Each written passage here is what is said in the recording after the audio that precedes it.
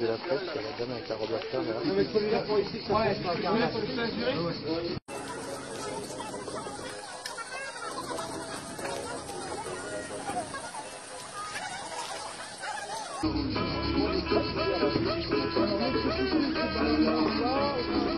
Pierre Dèche, il faut boire.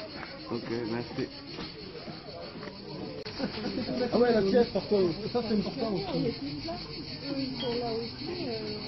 Dans la scène, c'est Ils ont tous votre âge, hein. Une vingtaine d'années, hein, pas plus. Alors, attention, ils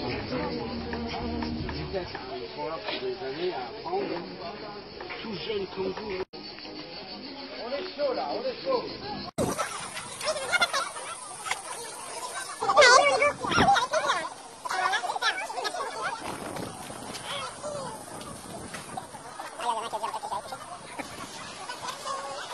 Je trouve que l'eau, ça a vraiment un goût. Hein.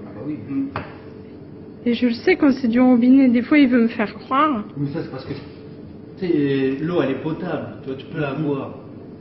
Mais on va redépenser. Après c'est pas plus mal parce que... Nous, ce qu'on fait, c'est qu'on boit l'eau du robinet, mais on la filtre avec la Brita. Avec la Brita. Il y avait de la Morocco au magasin, mais j'avais pas acheté de la Morocco pour le Space Bus.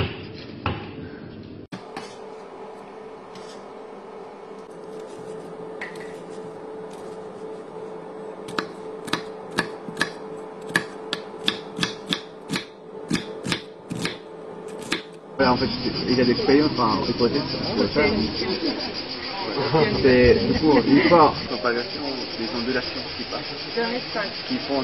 C'est l'espace qui va bouger. Parce que si on a un trou noir, les trous noirs, comme on est supermassif, et la quantité de masse, ils forment l'espace.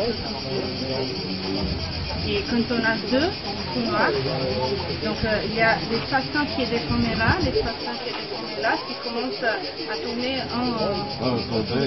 Et après, quand ils vont s'effondrer, ça va émettre des ondes, mais des ondes d'espace-temps. Donc c'est ce qu'on appelle des ondes gravitationnelles.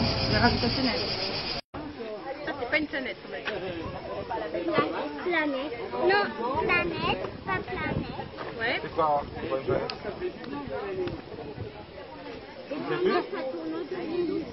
Voilà. Et les planètes, elles n'émettent pas leur lumière, alors que les étoiles émettent leur propre lumière. Les planètes réfléchissent la lumière des étoiles. À l'intérieur, c'est climatisé, il y a des boutons. Il ne faudra pas appuyer sur tous les boutons comme dans une navette. Voilà,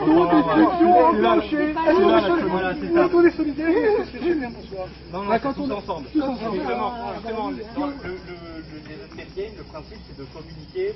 Et vraiment d'être tous ensemble. Il y a qu'une capsule. Il faut s'organiser, communiquer. Ah, toi aussi, Daniel. Ouais, tout à fait. Mais j'avais pas tant que ça. Bon, tout n'est pas... Terminé. Fabuleux, hein. Une navette spatiale, en fait, c'est complètement vide. Ah oui. Il flotte. Ah oui, ok, c'est reparti sur Mars. Purée, c'est génial, à chaque fois que je le mets, je suis impressionné. Là, j'étais au milieu de la galaxie, parce qu'on voit la Voie lactée, on va sur la Lune, après on va sur Mars. Moi, si je mets un autre écran derrière avec les caméras, là, vous allez voir derrière moi. Là, je suis vraiment invisible. Les Américains essayent de faire ça, parce qu'il y a des applications militaires énormes, évidemment. Si vous avez un temps pour des soldats que vous les rendez invisibles, vous avez intérêt. Le problème, c'est qu'aujourd'hui, ce qu'on sait faire, c'est un peu camoufler. Alors, le plus efficace, c'est les camouflages, c'est-à-dire habituellement, on met des couleurs pour l'environnement, des feuilles, etc. Mais eux, ils travaillent vraiment bien, c'est-à-dire des petits écrans LCD, des petites caméras, ils essaient de mettre ça, mais ça prend beaucoup d'énergie et surtout, vous le voyez grossièrement, c'est-à-dire quand ça se balade. Hein, voilà. Alors, pour moi, tout ce qu'ils font, c'est des espèces d'énormes plaques.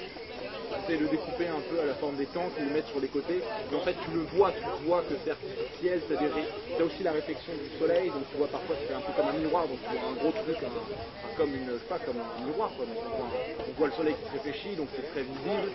Puis on voit un peu les bords qui sont différents, donc ça se voit grossièrement.